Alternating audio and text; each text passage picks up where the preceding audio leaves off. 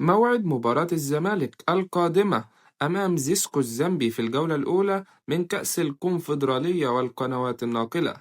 بس قبل بداية الفيديو ما تنسوش تضغطوا على زر اللايك وتشتركوا في القناة وتصلوا على سيدنا محمد صلى الله عليه وسلم. يترقب جمهور الزمالك المباراة القادمة بعد أن أسفرت القرعة وقوع النادي المصري مع الزمالك في نفس المجموعة.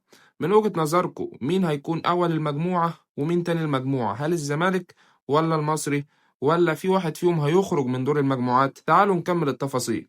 هتنطلق صفر بداية المباراة في تمام الساعة 6 مساء بتوقيت تونس والجزائر والمغرب، 7 مساء بتوقيت مصر وليبيا والسودان وفلسطين، 8 مساء بتوقيت السعودية والعراق وقطر واليمن والبحرين والكويت وسوريا والأردن، 9 مساء بتوقيت الإمارات وسلطنة عمان. وسوف تنقل المباراة عبر قناة بين سبورت، وذلك يوم الأحد الموافق 23 نوفمبر 2025 23/11/2025.